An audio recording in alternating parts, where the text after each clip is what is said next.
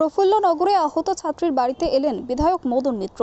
মহিলা নিরাপত্তা নিয়ে কেন্দ্র রাজ্য তোপ বিধায়কের। মদন মিত্রকে দেখে পরিবারে পেলেন ভরসা। আরজিকর কাণ্ড নিয়ে তোলপাড় গোটা বঙ্গ। প্রতিবাদের আগুনে ফুটছে চিকিৎসক থেকে শুরু করে আম জনতা। কিন্তু প্রকাশ্য দিবালোকে ছাত্রীকে আক্রমণের শিকার হতে হয় কয়েকজন যুবকের হাতে। মায়ের সামনে প্রাণে মারার চেষ্টার অভিযোগ কামারহাটি পৌরসভার 18 নম্বর ওয়ার্ডের বাসিন্দা এক স্কুল ছাত্রীকে। অল্পের জন্য স্থানীয়দের তৎপরতায় প্রাণে রক্ষা পেলেও প্রাণোচ্ছল ক্ষতবিক্ষত অবস্থায় শয্যাশায়ী ছাত্রী শতরূপা সাহা। গত 4 সেপ্টেম্বর দমদম কেন্দ্রীয় বিদ্যালয়ের একাদশ শ্রেণীর ছাত্রী শতরূপা সাহা মা এবং ভাইয়ের সঙ্গে বাড়ি ফিরছিল। মাঝ রাস্তায় বাড়ি থেকে ঢিল ছোড়া দূরত্বে আচমকা কয়েকজন যুবক ধারালো অস্ত্র নিয়ে পেছন থেকে এসে আঘাত করে শতরূপা সাহা তার মাকে। কেবলমাত্র কলেজ পড়ুয়া নয়, মা এবং ছোট ভাইটিকেও প্রাণে মারার চেষ্টা করলে স্থানীয়দের তৎপরতায় অভিযুক্তকে আটক করে খবর দেওয়া হয় বেলঘরিয়া থানায়। পুলিশ এসে পরিস্থিতি সামাল দিলে অভিযুক্ত দুজনকে গ্রেপ্তার করে বেলঘরিয়া থানার পুলিশ। তবে বাকি যে আরও অনেকে ছিল সেদিন ঘটনাস্থলে, তারা এখনো অধরা। এলাকায় ঘোরাফেরা করছে, তাই নিরাপত্তাহীনতায় ভুগছেন আহতের পরিবার।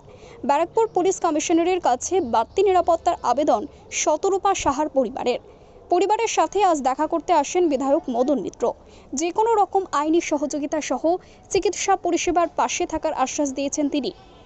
সরকারি কর্মচারী হলেও মেয়ের ব্যয়বহুল চিকিৎসায় আর্থিক সহযোগিতার আবেদনও করেছেন আহতের পরিবার। অত্যাধুনিক চিকিৎসা পরিষেবা দিয়ে দ্রুত ক্যারাটেতে ব্ল্যাক বেল্ট প্রাপ্ত স্কুল পড়ুয়া শতরূপা সাহাকে দ্রুত সুস্থ করে তোলার সব রকম ব্যবস্থা করবেন বলেও জানিয়েছেন বিধায়ক নিজে। আহত পড়ুয়ার বাড়িতে এসে দেখতে এলেন বিধায়ক মদন মিত্র। শুধু তাই নয়, পরিবারের সাথে তাদের সুবিধা অসুবিধা এবং চিকিৎসার যাবতীয় বিষয়ে খোঁজ খবর নেন। রাজ্যে ফের মহিলাদের নিরাপত্তা নিয়োগ কেন্দ্র এবং রাজ্যকে খোঁচা দিয়ে বেফাঁস মন্তব্য করেন বিধায়ক। তিনি বলেন, চারিদিকে আরজিকর কাণ্ড নিয়ে এত বড় কাণ্ড চলছে, এই আহত ছাত্রী তার থেকে কোনো অংশে কম নয়। এই মেয়েটি শুধুমাত্র একটি মধ্যবিত্ত পরিবারের একটি ছোট্ট মেয়ে, ডাক্তার নয়। রাজ্যের কিংবা কেন্দ্রের শিশু সুরক্ষা কমিশন থেকে শুরু করে কেউ এখনও কেন কোনো যোগাযোগ করেনি, এটা বড় আশ্চর্যের। দিল্লির কমিটি রয়েছে, তারা তো আসতে পারত। ক্রিমিনাল মানসিকতার ছেলে ছাড়া এ ধরনের কাজ করতে পারে না। এই বিষয়টি যাতে উচ্চতর পর্যায়ে পৌঁছয়, আমি তার সব রকম ব্যবস্থা করব। বিধায়ক মদন মিত্রকে পাশে পেয়ে ভরসা পেলেন বলে জানান পরিবার। পরিবারের সাথে কথা বললেন, কি কথা বললেন? দেখুন, কথা বলে তো সমস্যাটা আরও ভালোভাবে জানা বা বোঝার চেষ্টা করা, কিন্তু তাতে তো কোনো বিচার হয় না। ক্ষতি যার পরিবারের হয় সেই বোঝে ক্ষতের কত জ্বালা। মেয়েটিকে যেভাবে কুপিয়েছে, মাথায় কুপিয়েছে, একটা 16 বছরের মেয়ে, ক্লাস 11-এ পড়ে, মাথায় কুপিয়েছে, পিঠে কুপিয়েছে এবং হাত দুটো এমনভাবে কুপিয়েছে যে হাতের আঙুল বাদ গেছে। ফলে এটা কোনো আচমকা নাবালক বুঝতে পারে না তা নয়, এটা একদম প্রফেশনাল গুন্ডাদের সঙ্গে থাকা বা গুন্ডা ক্রিমিনাল। কারণ তা নাহলে এতটা মেন্টাল প্রিপারেশন না নিয়ে তাহলে সে এভাবে মারতে পারে না। এবং শোনা যাচ্ছে সে আগেও ডিস্টার্ব করেছিল। এবং আমি দেখলাম যে এফআইআরটা হয়েছে, তাতে 307 নেই, অ্যাটেম্প্ট টু মার্ডার নেই। আমি পুলিশের সঙ্গে কথা বলবো যে এত বড় একটা ক্ষতে 307, এতে 302-এর মামলা। মরে যায়নি, ভগবানের আশীর্বাদ ইচ্ছে, ওর বাবা মার কর্মের জোর। তো 307-এর মামলায় এখানে 307 কেন পড়েনি? এবং আজকে একটা মৌমিতার ব্যাপার নিয়ে এত বড় কাণ্ড চলছে গোটা পশ্চিমবঙ্গ জুড়ে, তো এও তো মৌমিতার থেকে কোনো অংশ কম নয়। এ শুধুমাত্র মধ্যবিত্ত পরিবারের একটি ছোট্ট মেয়ে, ডাক্তার নয়, ক্লাস 11-এর ছাত্রী, ভাই আর বোন। ভাই পড়ে ক্লাস 4-এ, সেন্ট্রাল স্কুলে পড়ে দমদমে, 18 বছরের মেয়ে।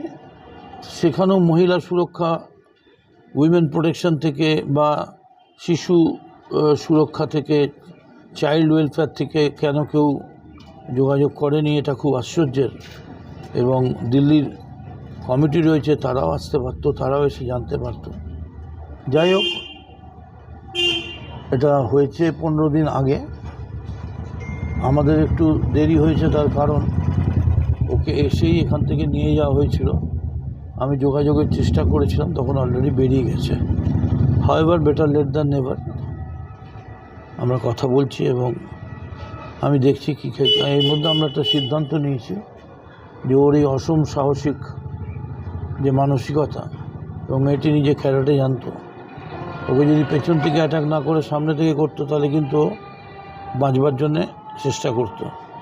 তাই জন্য আমরা কয়েক হাজার ছাত্রছাত্রীদের পক্ষ থেকে গোটা বেলঘরিয়া বরানগরের আমরাও ঠিক বুঝতে পারিনি। প্রতিদিনের মতন সেদিনও আমি স্কুল থেকে ছেলে মেয়েকে নিয়ে আসছি।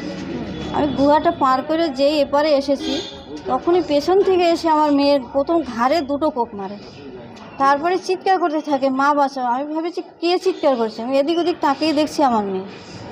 আমি যখন তেড়ে যাই আমাকে বলছে আগে তোকে মারবো বলে আমাকেও তেড়ে আসে। তারপরেও দৌড়ে দৌড়ে এসে আমার মেয়ের মাথায় এলো পাতালি কোপাতে শুরু করে দেয়। আমি ওই দৃশ্য আমি সহ্য করতে পারছিলাম না। আমার ছেলেকে মারতে গেছে, আমার ছেলেকে তখন এইখানকার লোকরা গিয়ে ধরেছে। নাহলে আমাদের 3জনকে সেদিন ও মার্ডার করার জন্য এসেছিল এখানে ওর দলবল নিয়ে। কতদিন ছিল তো? কতদিন ছিল সেটা ঠিক বলতে পারবো না, তবে গুহার এপারটায় 4-5 জন দাঁড়িয়েছিল। ওরা সমানে বলছে যে কোপা কোপা, মানে প্রাণে মারার চেষ্টা। প্রাণী মারার আমাদের 3জনকেই মার্ডার করার জন্য এসেছিল ওরা। তাই এর আগে কি এদেরকে কাউকে এলাকায় দেখেছিলেন? না, আমরা এদের দেখিনি আর কখনো। কেন এরকম আক্রমণ করলো সেটাও আমরা কিছু জানি না যে কেন করলো। তারা কি কিছু বলছিল নাকি শুধু মারার কথাই বলছিল? শুধু মারার কথাই বলছিল, বলছে আজকে 3জনকেই শেষ করে দেবো তোদের। তারপরে এলাকার লোকজন এলাকার লোকরা, আমি যখন চিৎকার করছি যে আমার মেয়েকে বাঁচাও মেয়েকে বাঁচাও, তখন আশপাশ লোকরা দৌড়ে গিয়ে আমাদের 3জনকে বাঁচায়। নাহলে আমরা কেউই বাঁচতাম না সেদিন। এর যেন চরম শাস্তি হয়, ফাঁসির থেকেও যেন বেশি শাস্তি হয়, এটা যেন ছাড়া না পায় জীবনে। ওদের হাতে কি কি অস্ত্র ছিল? কাঁটারি ছিল একটা সাদা চকচকে। আর মানে এই যে ঘটনাটা ঘটলো, তো এই ঘটনার জন্য তো আপনার বিধায়ক আপনার পাশে এসে দাঁড়ালেন, আপনাদের সহযোগিতার কথা বলি, আশ্বাস পাচ্ছেন, ভরসাকে পাচ্ছেন? এখন যখন এসছে তখন তো পাচ্ছি আমরা যে না আছে আমাদের পেছনে। গ্রেপ্তার তো কেউ এখন হয়, সবাই তো গ্রেপ্তার হয় না, সবাই হয়নি। কেন হয়নি সেটা আমরা এখনো জানি না, যে কেন হয়নি এখনো। এর মা বাবা কেন এখনো বাইরে আছে, মানে এখন ভয় পাচ্ছেন বেরোতে? ভয় তো পাচ্ছি। আমি আজকে অনেক কষ্ট করে আমি ছেলেকে আনতে গেছি, আমি এই দিক থেকে আসিনি। এই মাসের 4 তারিখে। এই যে এতগুলো দিন হয়ে গেল মেয়েকে আজকে বাড়িতে নিয়ে এলেন, কিন্তু এই প্রথম বিধায়ক আপনাদের পাশে দাঁড়ালেন, কেউ এসে একটা প্রতিবাদও করলো না বা কেউ এই মেয়েটির পাশে দাঁড়ালো না। তো কীভাবে চলছে গোটা আপনাদের এই আইনি লড়াই কিংবা চিকিৎসার জন্য সমস্ত ব্যবস্থা? প্রথম কথা হচ্ছে যে চিকিৎসার যে ব্যাপারটা প্রচণ্ড ব্যয়বহুল, সেটা মানে আমাদের অনেকে সাহায্য নিয়ে জোগাড় করতে হয়েছে। আর আমাদের যিনি কাউন্সিলর দাদা আছেন, রাজুদা, উনি ব্যাপারটা জানেন এবং উনি আমার পাশে ছিলেন। কিন্তু আজকে যেভাবে মদন মিত্র স্যার এসছেন, এইভাবে কেউ আসেননি আমাদের কাছে আজ পর্যন্ত। এবং আমি কয়েকটা কথা বলতে চাই যে এর আগে যেটা আমার মেয়ের সম্বন্ধে মানে বলা হয়েছিল, সেই ব্যাপারগুলো সঠিক নয়। কারণ মঙ্গলবার দিন ও কিন্তু ওর মার সঙ্গে এই এলাকাতে ছিলই না। ও দমদমে স্কুলে পড়াশোনা করে ওখানেই ছিল, বেলঘরিয়াতে আসেনি। যেটা বলা হচ্ছে যে ও থাপ্পড় মেরেছিল বা কিছু, এটা সম্পূর্ণ ভুল তথ্য। কারণ আমি বাবা হিসেবে তো মিথ্যে কথা বলবো না, এটা সম্পূর্ণ ভুল কথা। এই জন্যই আমি চাইছি যে সঠিক বিচার যেন পাই আমরা, এবং ছেলেগুলোর যেন সঠিক কঠিন শাস্তি হয়। আর আপনার মেয়ের উপরে আক্রমণ করলো বলে কি সঠিকভাবে কিছু জানতে পারলেন? এখন যে ছেলেটা মেরেছে সেটাই তো বুঝতে পারছে না যে কেন আক্রমণ করলো। তাই কি চিনতে এলাকায় দেখেছে? না না না, আমি কখনোই তাকে দেখিনি বা আমি তাকে ঘোরাফেরা করেছে প্রায়শই, বা আপনার মেয়েকে উত্তপ্ত করেছে বলে আপনার মেয়ে বারবার বলেছে? উত্তপ্ত যে করতো সেই ছেলেটা তো আরেকটা ছেলে। এবার এই যেটা শুনেছি এই ছেলেটা তার বন্ধু হয়। মানে আপনার মেয়ে বলেছিল যে এরকম উত্তপ্ত করছে তাকে? হ্যাঁ, আমরা তার জন্য জুন মাসে বেলঘরিয়া থানায় ডায়েরিও করি। তখন ওখানকার অফিসার ওদেরকে ফোনে ওয়ার্নিংও দেয় ওই ছেলেটাকে, যে তুমি এইভাবে আর ওকে ডিস্টার্ব করবে না। তারপরে জুলাই মাস আগস্ট মাস কোনো ডিস্টার্ব হয়নি। এই সেপ্টেম্বরের 4 তারিখে হঠাৎ করে এই ছেলেটা এরকম কাণ্ড ঘটালো। তারপরে যেদিনকে ঘটনাটা ঘটলো তারপরে